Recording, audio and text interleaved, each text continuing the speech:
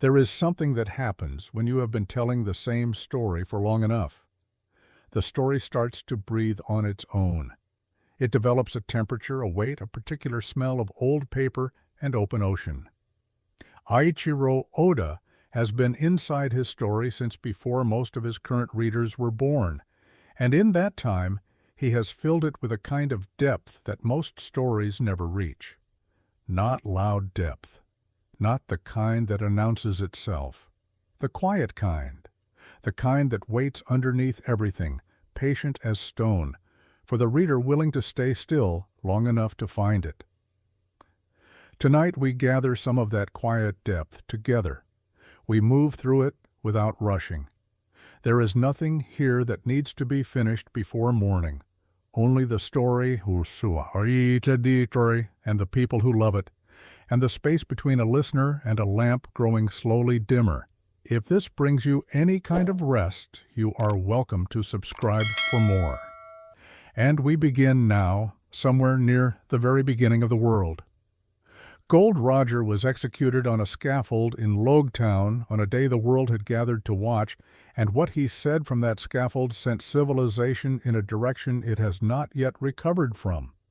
But what most readers have never fully absorbed are the confirmed facts about the final years of Roger's life that explain why that speech was possible at all. Roger was dying before the execution. He had contracted an incurable illness, one that Oda has confirmed existed in his world as a disease with no treatment and no timeline. Roger knew he was going to die. He chose the manner of it himself. He turned himself into the Marines and allowed the execution to happen because he understood something about spectacle and public imagination that the world government did not. A man who dies quietly is forgotten. A man who dies laughing on a public platform becomes a rumor that outlives every law designed to suppress it. Oda confirmed in an interview that Roger's final speech was something he planned before writing the first chapter. The speech existed in his imagination before Luffy existed, before the straw hat existed, before the Grand Line had any shape in his mind at all. He knew the world would begin with a man on a scaffold saying something that would outlast him, and he built the entire story forward from that fixed point. What Roger said was simple.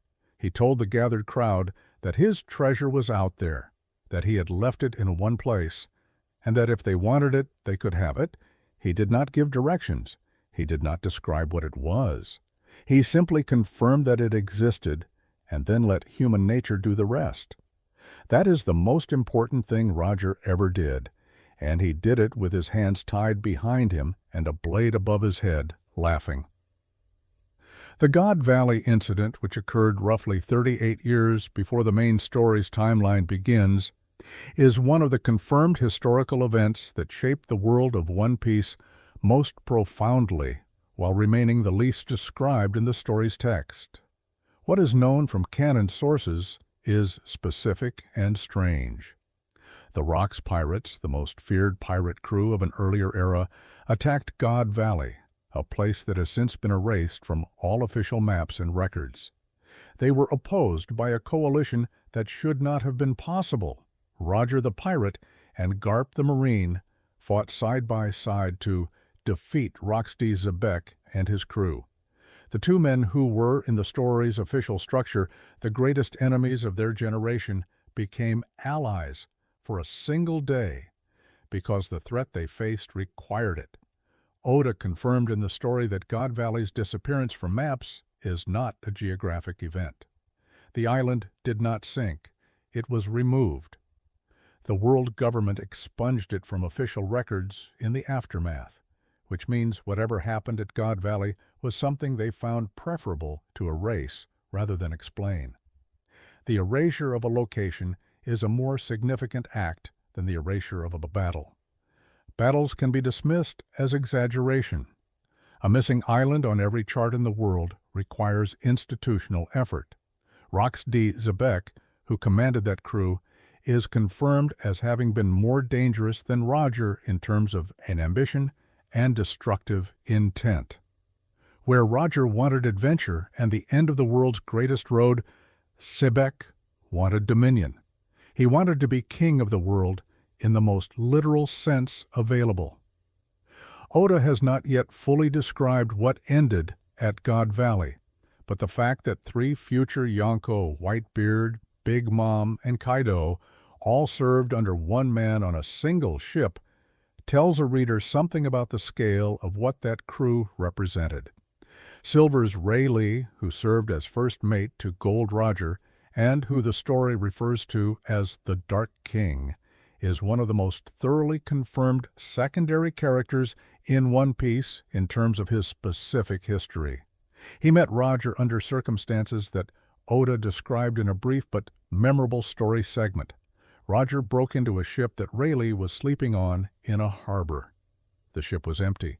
Rayleigh had nowhere else to go. Roger told him he had found a remarkable man and suggested they might do something great together. Rayleigh's response to that offer is confirmed as the beginning of one of the most significant relationships in the story's history.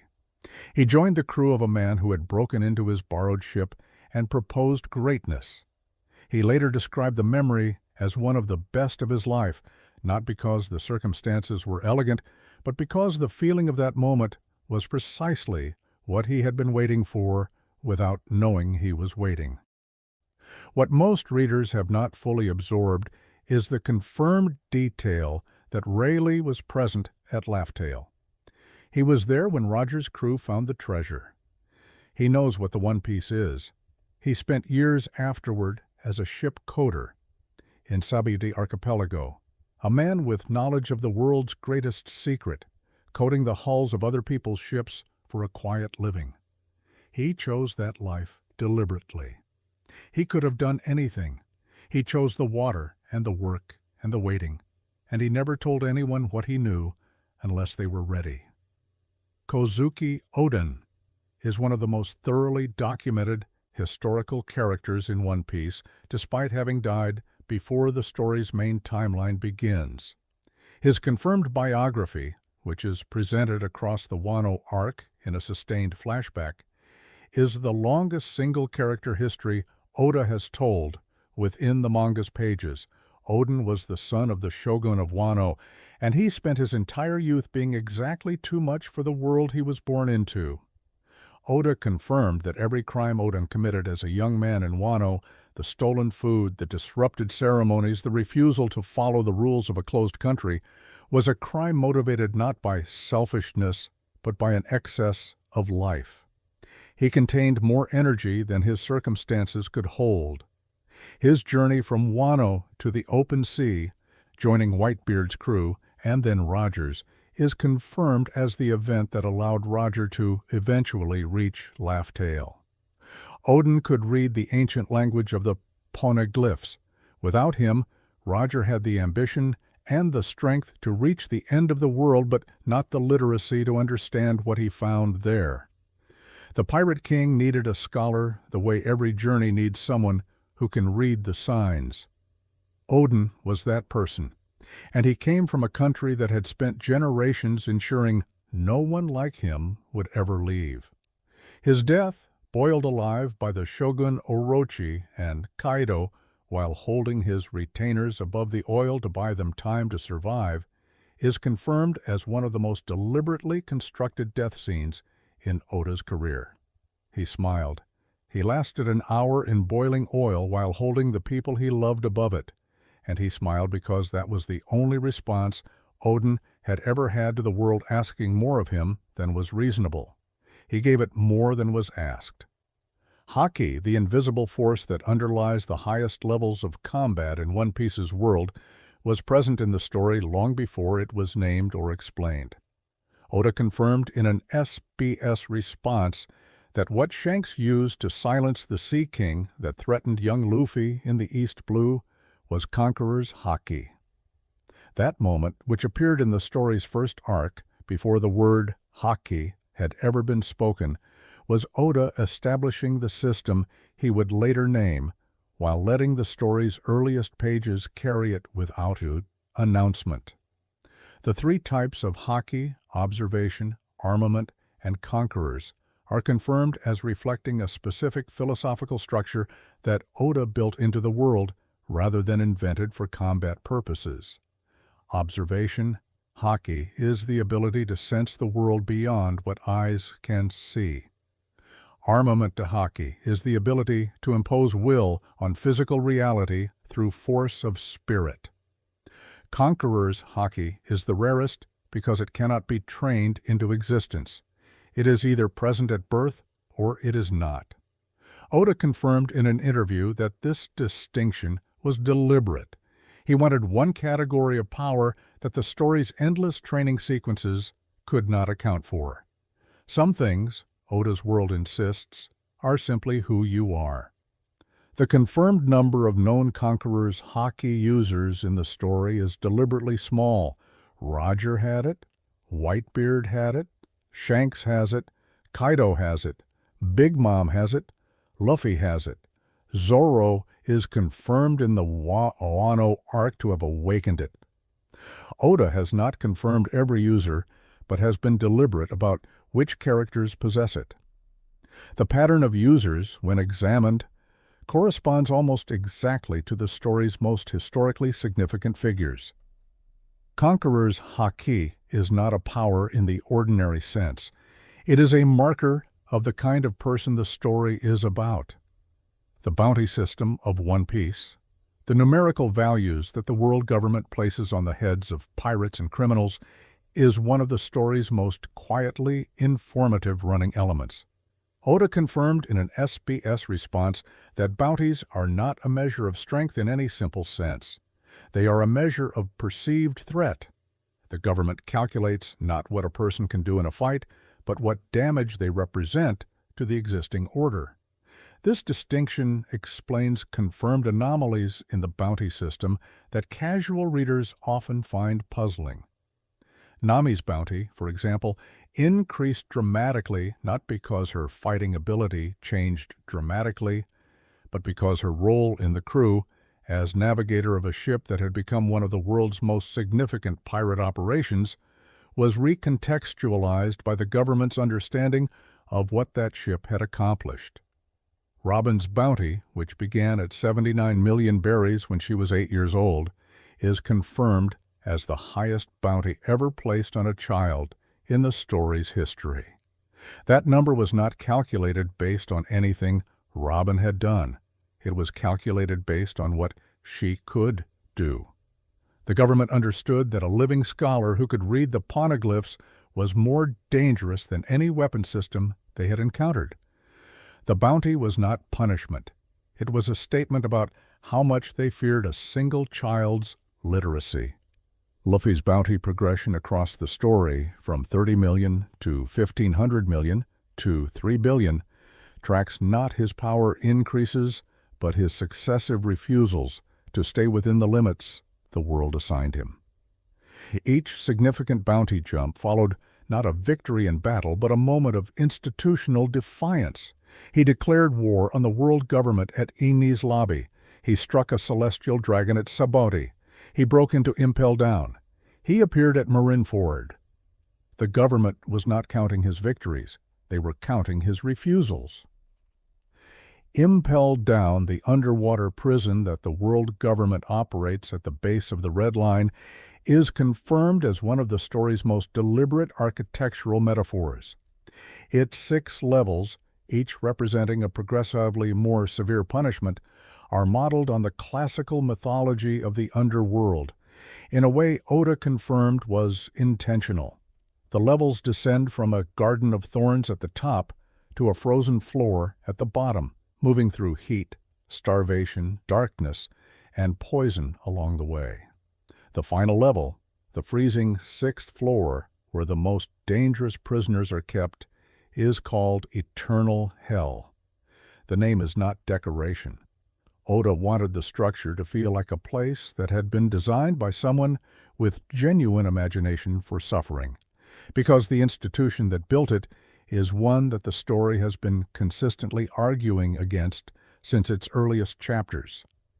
What is less commonly discussed about Impel Down is the confirmed detail about its chief warden, Magellan, who spent the majority of each day in the bathroom as a direct consequence of his poison fruit's effect on his own body. Oda confirmed this detail in an SBS response with characteristic matter-of-factness. The most dangerous prison in the world is run by a man who is incapacitated by his own power for 16 hours of every day. Oda has never explained whether this is a joke or a statement about the institutions that depend on power as a management strategy. It may be both.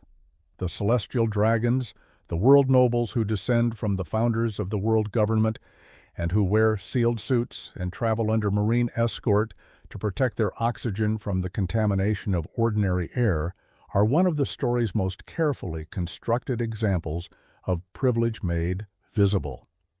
Oda confirmed in interviews that the design of the celestial dragons, the suits, the bubble helmets, the specific visual language of their appearance was constructed to communicate something immediately and without ambiguity.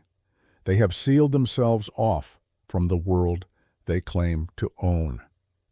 Their protection from ordinary air is a physical literalization of a social truth.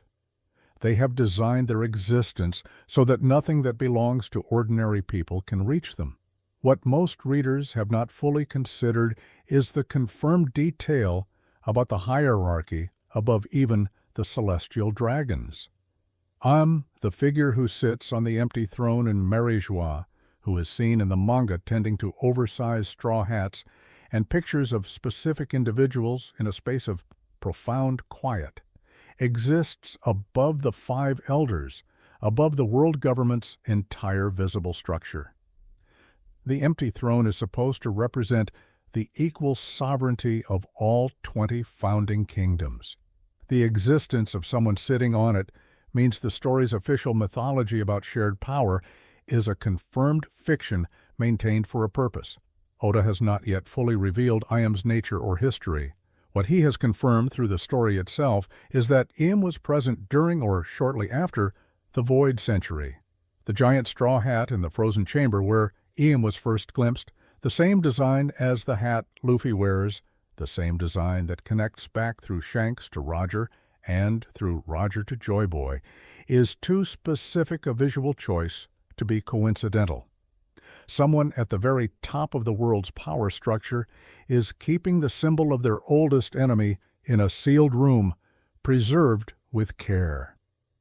Bartholomew Kuma is one of the story's most quietly devastating characters, and the confirmed facts about his arc represent some of the most carefully planned long-term storytelling in the series. Kuma was a revolutionary before he was a warlord. He served under Dragon and was one of the founding members of the Revolutionary Army. He also allowed the world government to transform him progressively into a weapon, a pacifista, losing his memories and personality in stages until the man who had fought for freedom became a machine with no will of his own. Oda confirmed through the Egghead arc that Kuma made this sacrifice deliberately and with full knowledge of what he was losing. His agreement with the government was a transaction. They would modify him completely, erase him entirely, and in exchange, they would guarantee Jewelry Bonnie's treatment and safety. He gave himself away for his daughter's life, piece by piece, in full awareness that the version of him that finished the transaction would not know why it had been made. The confirmed detail that the final independent act Kuma performed before the last of his modifications removed his will was to program himself to protect the Thousand Sunny, the Straw Hat's ship, until a Straw Hat returned. He stood on that ship for 2 years, while Luffy and his crew were scattered. He did not know why he was doing it by the end. He did not know who the ship belonged to or what it meant. He simply stood there because the last version of himself that was still Kuma had told the machine he was becoming to stand there. And the machine obeyed.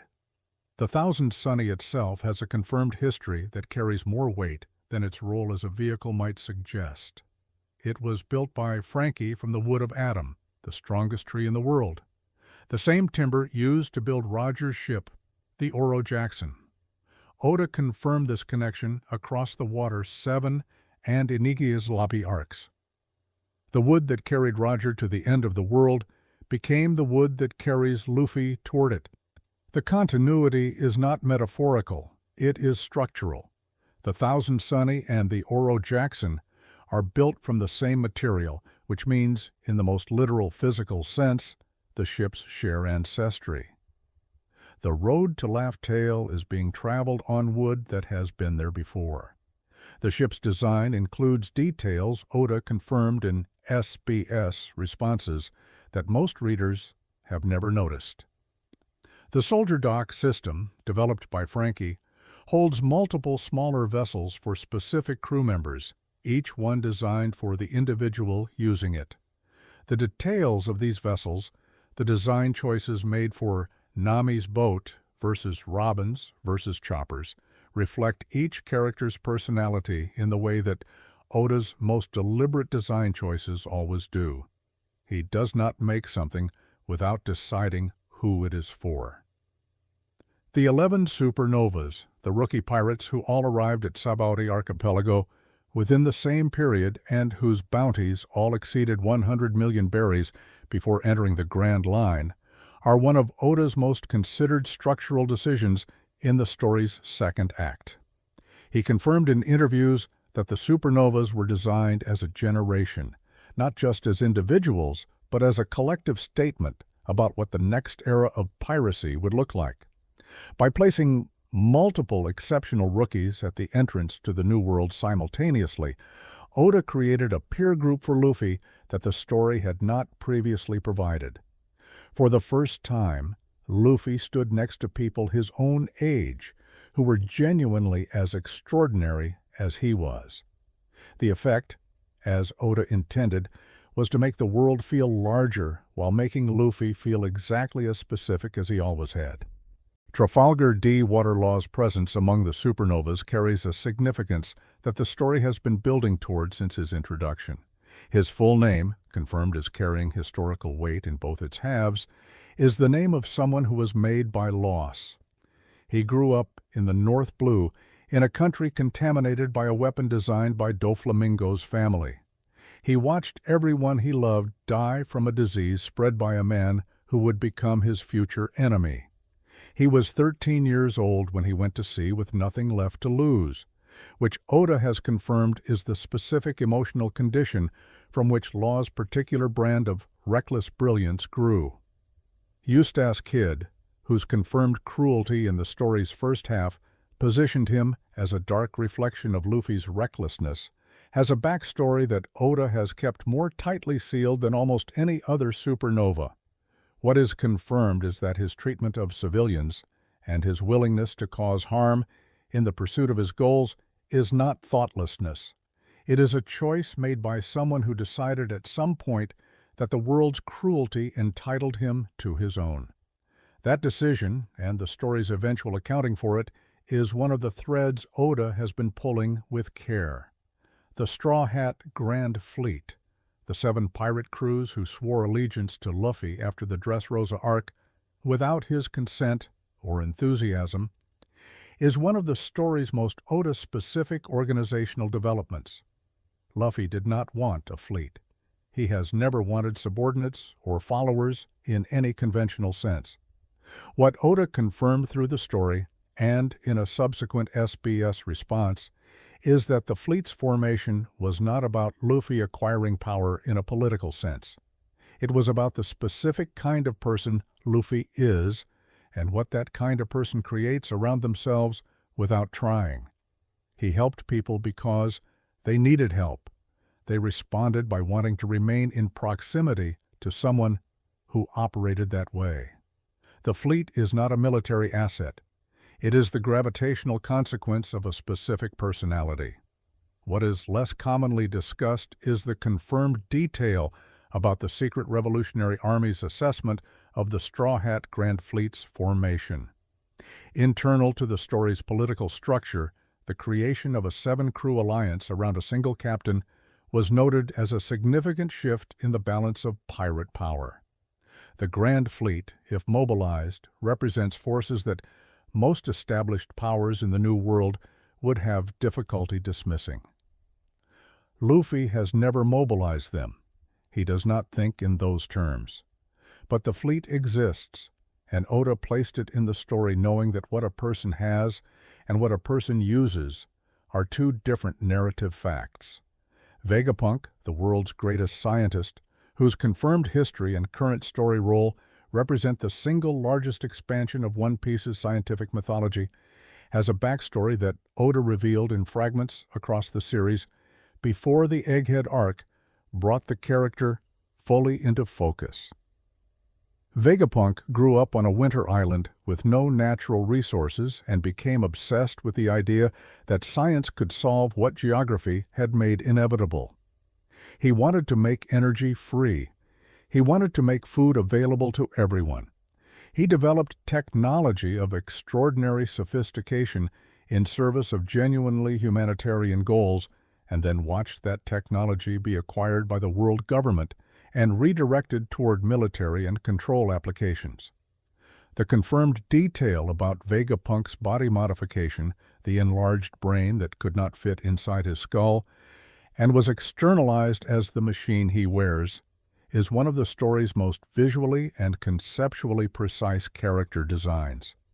His intelligence outgrew the container he was born with. He built himself a larger one. That image, a mind that exceeded its original housing and had to be accommodated by engineering, is not merely biographical. It is an argument about what extreme intellectual ambition costs and requires. The satellites, the 6 separate autonomous bodies Vegapunk created using his own personality as a template, are confirmed as representing specific aspects of his original character divided and made individually operational.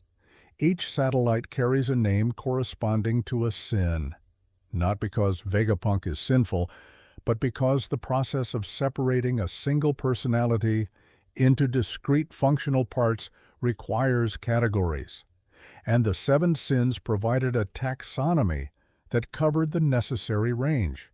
It is the kind of system only a person who has spent a great deal of time alone thinking about their own nature would design.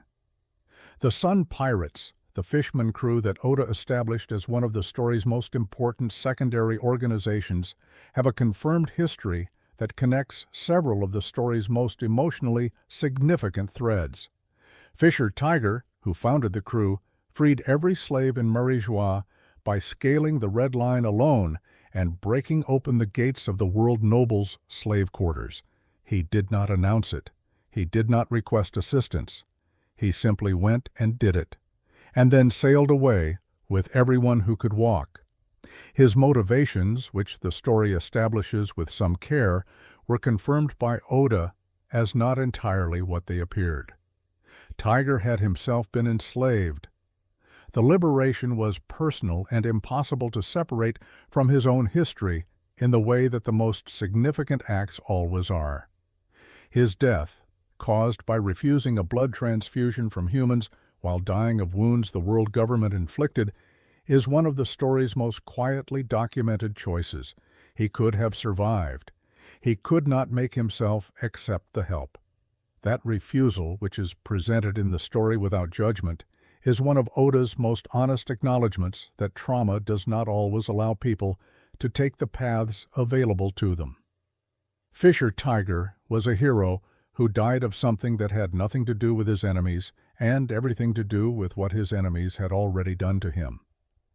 The Rumbar Pirates, who were Brook's original crew before their destruction in the Florian Triangle, are confirmed as one of the story's most carefully constructed lost things. They were musicians who became pirates because the sea was where their music could travel, and they died singing because that was the only coherent thing left to do when nothing else remained.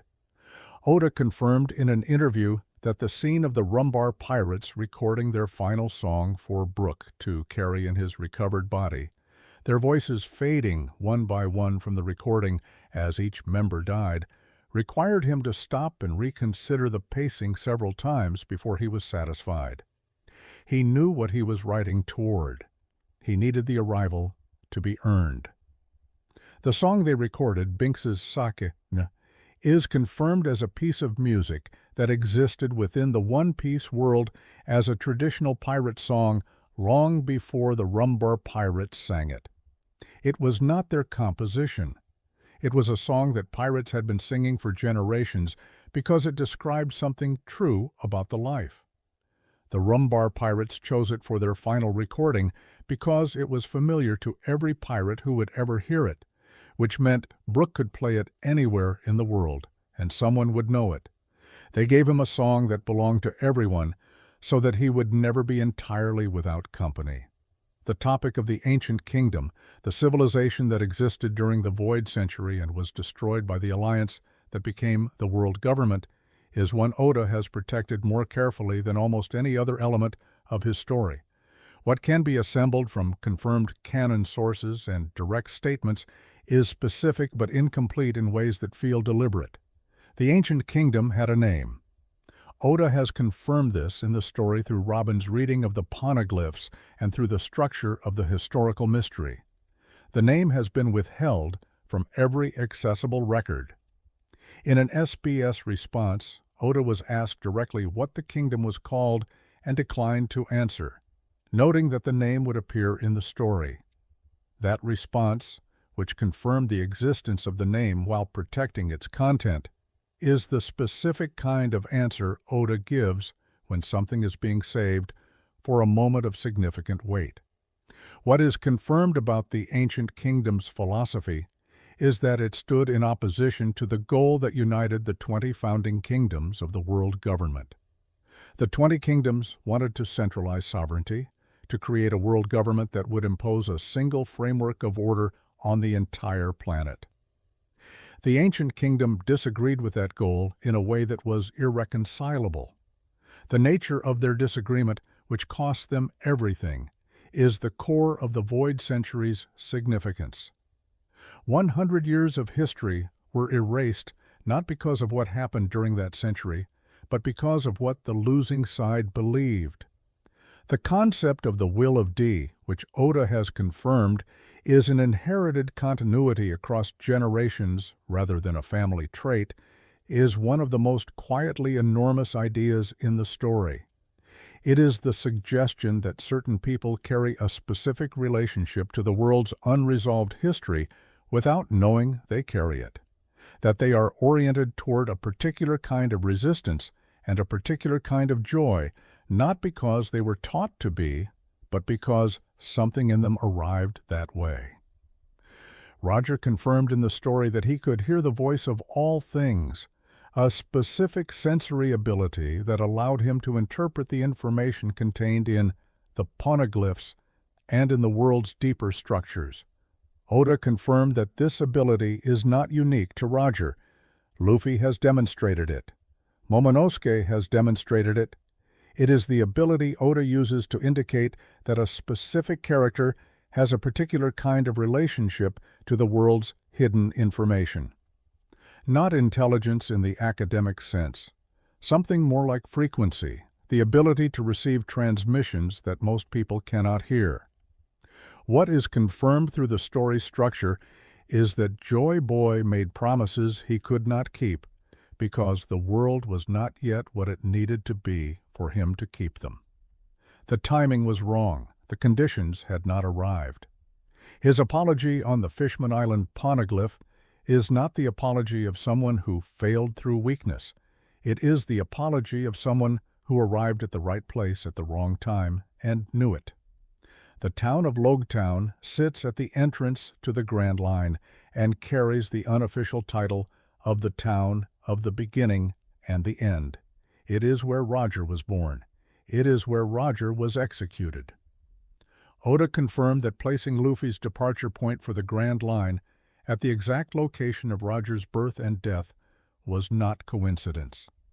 Luffy stood at the execution platform in Logtown and reached for Roger's old position with his hand.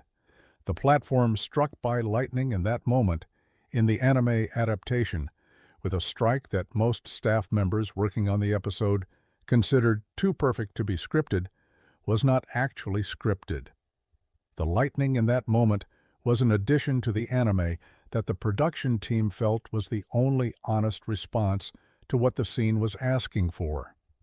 Oda has said in interviews that Logtown was designed to feel like a threshold. Every visual element of the town was constructed to communicate that the space before and after it were different. The architecture on the Grand Line side of Logtown feels slightly different from the architecture on the East Blue side. The colors in Oda's chapter illustrations shift at that boundary in ways he confirmed were deliberate. The town sits at the seam of the world, and Oda made sure the seam was visible. The design philosophy behind the Straw Hat Crew's ship transitions is something Oda has discussed in specific terms. The Going Merry, which carried the crew through the first half of their journey, was designed to feel alive in a way that ships in One Piece typically do not. Its sheep-faced prow, its handmade quality, its accumulation of damage and repair across arcs were all deliberate choices. Oda confirmed in an interview that the Going Merry's funeral, the scene in which the ship burns on the ocean while the crew weeps, was the emotional scene in the series to that point that he found most difficult to complete without stopping. He has said that he cried while drawing it, which he describes as unusual because his professional discipline is sufficient to maintain distance from material that would otherwise be overwhelming. The Merry broke through that discipline because he had spent years drawing the crew's relationship to the ship and had made that relationship real in the process of depicting it. The confirmed detail about the ship's spirit, the Klabotermann that appeared in the Going Merry's final moments, is one of the story's most careful uses of a real maritime myth. Klabotermann are figures from Northern European sailor mythology, believed to inhabit ships that are well loved and well cared for. Oda confirmed that he researched the mythology before writing the scene and chose to use it because the myth said exactly what the scene needed to say about what the crew had given the ship by loving it. Whitebeard's confirmed last words, spoken during the Marineford battle before his body finally stopped, are among the most precisely constructed final statements in manga history. He confirmed the existence of the One Piece to the assembled world. He confirmed that Roger had been right about everything. He said that the great era of piracy had produced someone who would eventually inherit everything Roger had set in motion. And then he died, standing. His body did not fall. He died on his feet, facing forward, with more wounds than any human body should be able to survive, and his body remained upright after his heart stopped. Oda confirmed in an interview that Whitebeard's posture in death was not heroic decoration. It was a specific statement about the man's relationship to the world. He had never lowered his head to anything. He did not lower it to death. The image of the strongest man in the world standing dead on a battlefield with his face forward was Oda's way of saying that some people do not end. They stop. There is a difference, and the difference matters.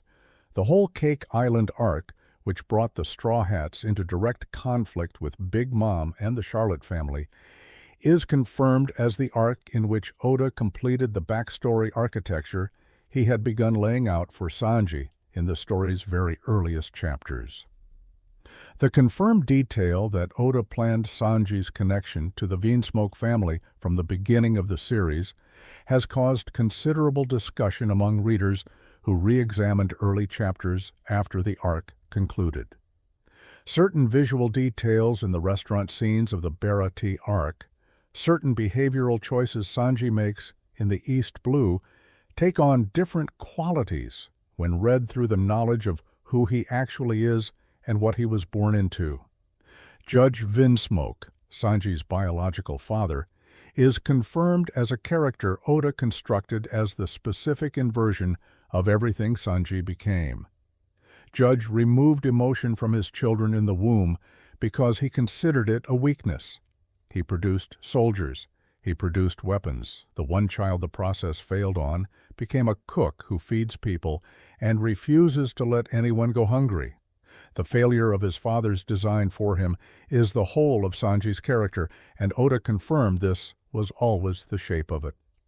The role of music in One Piece is something Oda has discussed with unusual specificity compared to the role of other art forms in the story. Music in One Piece is confirmed as the element that travels farthest, that connects people across the largest distances, and that persists in the world the longest after the person who made it is gone. Brook's character, as a musician who died and came back specifically because he had a promise to keep and a song to deliver, is the story's most direct argument about music's relationship to memory and persistence. Oda confirmed in the character's creation notes that he wanted a Straw Hat whose primary skill was not combat-oriented, whose value to the crew and to the world was fundamentally about joy and connection rather than power.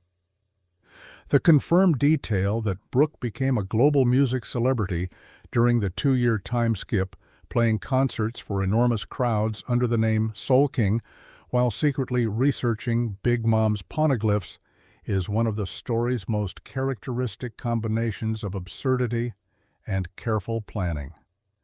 Brook spent 2 years becoming famous for playing music because he genuinely loves playing music, and because a skeleton who plays violin to packed stadiums under a stage name is exactly the kind of person who can be present in plain sight while gathering intelligence that no one else could reach. The SBS Question Corner has been one of One Piece's most enduring creative spaces for nearly 3 decades, and the confirmed facts distributed through it cover a range of material that the main story has never had occasion to address directly. In one particularly memorable SBS entry, a reader asked Oda what each member of the Straw Hat crew would be if they were not pirates. Oda answered completely, describing Luffy as a firefighter, Zoro as a policeman, Nami as an office worker in a fashion company, Usopp as a freelance artist, Sanji as a salaryman who moonlights as a cook, Chopper as a doctor with his own clinic, Robin as an archaeologist for a university, Frankie as a carpenter and inventor, and Brook as a concert violinist. The consistency between these imagined alternate lives and the actual character of each person is too precise to be improvised. Oda knew these people well enough to describe who they would be in a world without adventure. He has also confirmed in SBS volumes the specific fears of each crew member, with answers that reveal the interior life of each character more clearly than most action chapters can. Zoro is afraid of very little except of dying before he becomes the world's greatest swordsman. Usopp is afraid of many things and aware of all of them. Nami's specific fear, developed in the story through the Arlong arc, remains weather phenomena beyond her ability to predict. Chopper is afraid of ghosts, which Oda confirmed is a point of gentle irony for a crew that contains a skeleton. There is a confirmed detail about the way Oda maps his own story that most readers have never encountered. He does not use the standard manga industry tools for timeline management. He keeps his own private continuity records on paper in his studio, organized according to a personal system that his editors have described as completely functional, but entirely his own invention. The accuracy of One Piece's timeline, the way characters age consistently, the way historical events align with each other across arcs that were written years apart, is a function of Oda maintaining those records continuously. Characters who appear briefly in early arcs and return decades of publication time later are aged correctly. Weather systems referenced in the East Blue have consistent seasonal logic when they reappear in Grand Line arcs. The world behaves as if it exists in real time, because Oda has been running the clock since Chapter 1. His confirmed habit of reading letters from readers during production, not just the SBS submissions, but the full correspondence that arrives at his studio is something he has maintained across the entire run of the series. He has said in interviews that the letters remind him who he is drawing for. When the work is difficult, when the arc is in a section that requires sustained precision, reading letters from people who love the story is the thing that returns him to the reason he started it. In the story's deeper architecture, beneath the action and the comedy and the emotional devastation and the years of accumulated friendship, there is a confirmed argument that Oda has been making since the first page and has never deviated from. He has said, in more than one interview and in more than one SBS response, that One Piece is a story about freedom. Not the freedom of a person who has escaped responsibility, but the freedom of a person who has chosen their own values and pursues them without apology in a world that would prefer they did not. The distinction between those two kinds of freedom is the whole of the story. Luffy is free not because he answers to no one. He answers to his friends more completely than most people answer to any obligation in their lives. He is free because he decided who to be and has never had cause to revisit the decision. The confirmed fact that Oda knows his ending, has always known his ending, has protected it from every editorial influence and every drift of commercial pressure across 3 decades of weekly publication, is perhaps the most important single fact about the story. It means that everything in it, every detail placed in the margin of a color spread, every name chosen with phonetic care, every number appearing in the story's architecture, every laughter in the face of an impossible obstacle, is moving toward something. It was always moving toward something. And the person drawing it knew where it was going before most of its readers were old enough to follow it. The sea does not sleep, but the people on it sometimes do. And in those moments between consciousness and whatever comes after it, the story continues without them. We are still moving. There is a little more to say. Settle deeper if you can, and we will continue. Enies Lobby, the judicial island of the world government where the Straw Hats declared war on the most powerful institution in the world, has a confirmed geographic detail that most readers register without understanding. It is an island where the sun never sets. Not metaphorically, geographically.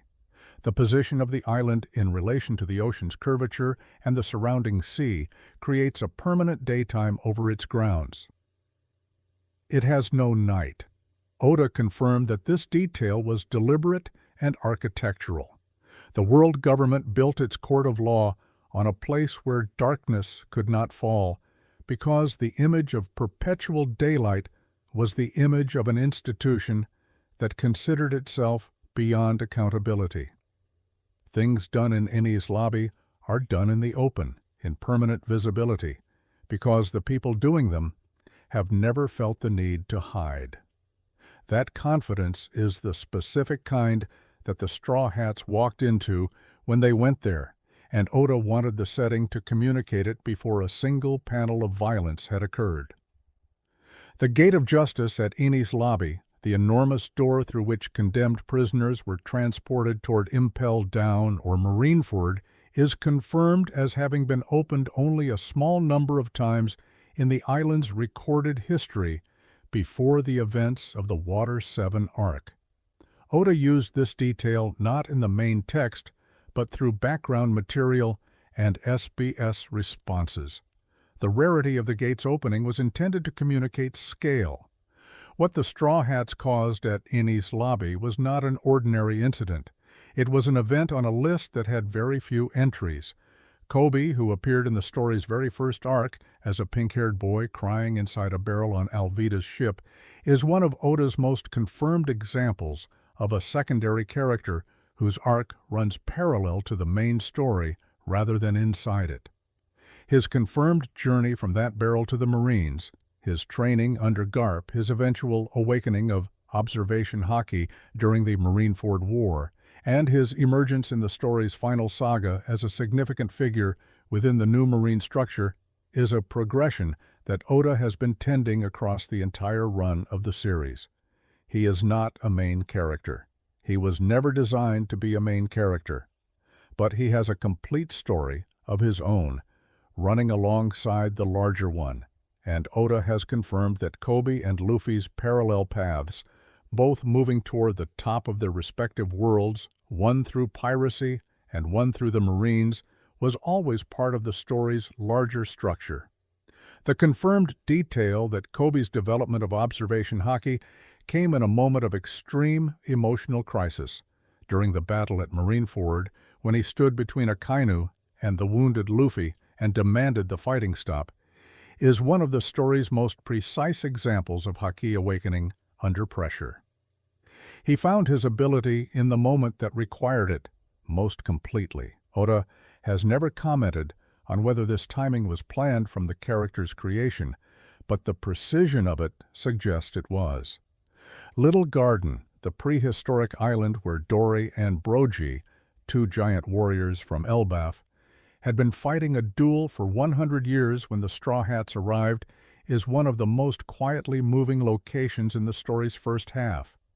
The confirmed detail about Dory and Brogy's duel is that it began over something too small to be remembered accurately.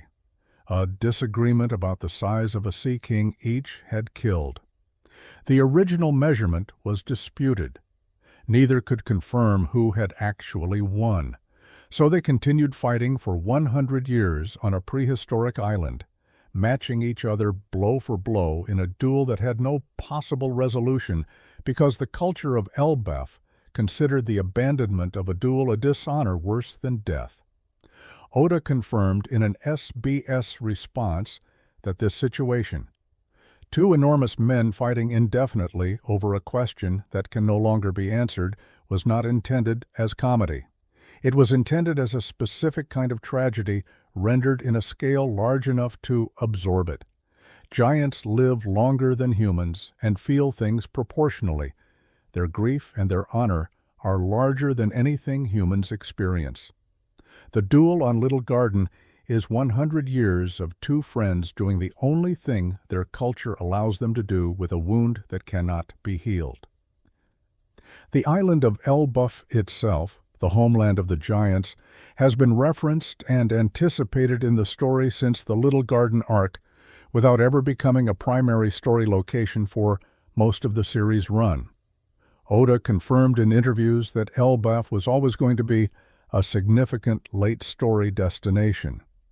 He placed references to it early and let them accumulate across decades of chapters so that when the story finally arrives there, the reader who has been following from the beginning will feel the arrival as something that was always coming.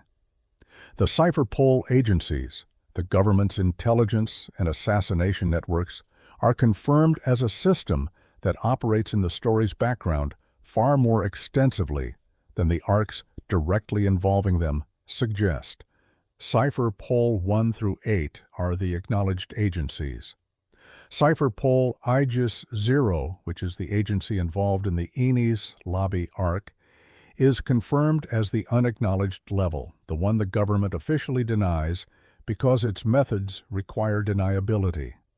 Rob Lucci, the CP9 agent whose confrontation with Luffy in Enies Lobby is confirmed as the story's most precisely constructed single combat to that point in the series, has a backstory that Oda revealed in fragments. He was trained from childhood. He killed 500 soldiers at age 13 when the Navy sent him to negotiate the release of a hostage ship because he calculated that the hostages had been compromised and that eliminating the threat completely was the logical conclusion. He reported this outcome to his superiors without apparent disturbance. That detail, an early confirmation of where Lucci's absolute justice philosophy led in practice, was placed in the story years before the full Enies Lobby arc arrived. The Alabasta Kingdom, which Vivi worked to protect across an entire arc, has a confirmed geographic inspiration that Oda discussed in an early interview. The Desert Kingdom was modeled primarily on ancient Egypt, specifically the imagery and architecture of the dynastic period. The alabaster-colored city of Alubarna, the cliff tombs, the desert expanse around the royal city, all reflect research into Egyptian visual culture that Oda compiled before drawing the first panel of the Ark. The name Alabasta itself is a variation on alabaster, the pale stone used extensively in ancient Egyptian sculpture and architecture. The tomb where Cobra, Vivi's father, kept the poneglyph is designed along the lines of the hidden chambers within real Egyptian royal structures. The choice to model the first ark, where a poneglyph was directly encountered on a civilization defined by its preservation of ancient records, is the kind of layered decision Oda makes when he wants the setting to carry meaning beyond its visual function. We have traveled far tonight through things that live quietly in the margins of the world's longest-running pirate story, through the edges of a single creator's extraordinary 30-year attention. Through names and ships and fires and stones written in languages the world tried to forget. Through musicians who came back and fathers who gave everything, and children who absorbed knowledge that the world considered dangerous simply by growing up in the only home they had. There is always more in One Piece. Oda has confirmed this in the most honest way available, by continuing, by sitting at a desk at an hour that is probably later than it should be, and drawing the next panel of a story that still has somewhere to go, that still has something to say, that was given to the world by a 4-year-old who decided in a room somewhere in Kumamoto that the greatest adventure was somewhere out there, and that he was going to be the one who found it and wrote it down. He is still writing it down, and whenever it arrives, the ending will have been there since the beginning, waiting with the patience of stone for the reader who was ready. Good night. The ocean is quiet. You can sleep now. Sleep.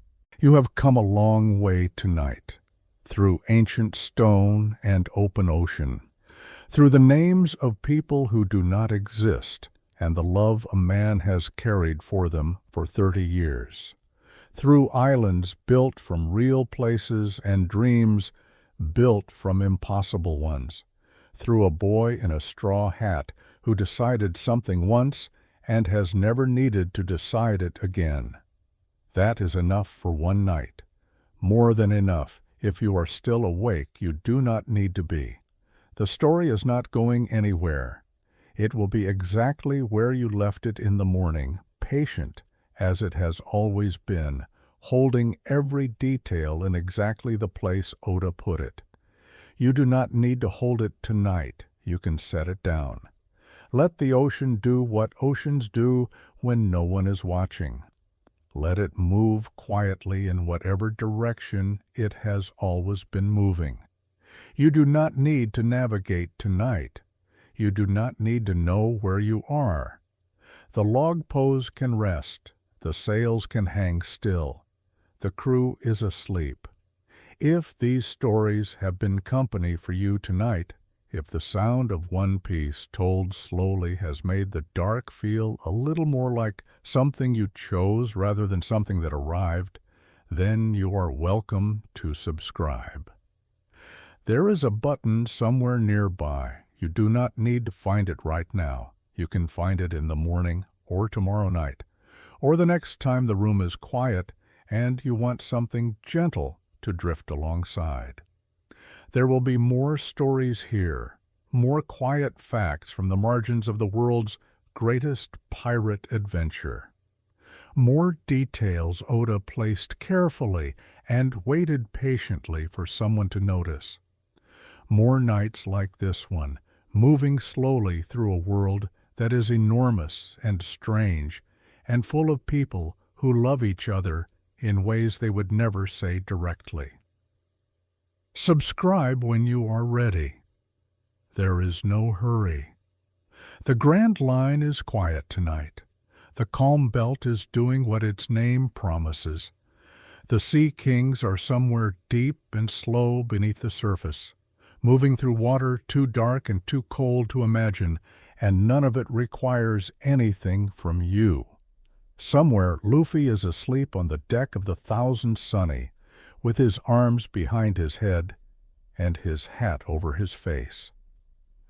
Zorro is asleep in the wrong direction again, having gotten lost between his hammock and the bathroom. Nami is asleep with a half-finished weather chart on her desk and a window cracked open just enough to feel the sea air. Usopp is asleep, having told himself one more story. A good one, the one where everything works out exactly as it should. Sanji is asleep, dreaming of something warm and good to make for breakfast. Chopper is curled into something very small and very soft. Robin is asleep with a book open on her chest, her page marked, her place held. Frankie is asleep with something half-built on the workbench beside him, patient, waiting for morning hands. Brooke is not asleep because Brooke does not sleep, but Brooke is playing something very softly, something slow and old, something that was made for exactly this kind of night. The ship moves, the stars are out, the next island is out there somewhere, waiting with whatever it has to offer, and tomorrow the story will continue. But that is tomorrow. Tonight you have nowhere to be. Close your eyes if they are not already closed. Let the weight of everything you are carrying settle into wherever you are lying. Let your breathing find whatever pace it finds without you telling it to. The story knows where it is going. You do not have to help it get there tonight. You listened well. You stayed with it. That is all any story asks. Sleep now. The sea is calm. The hat is safe.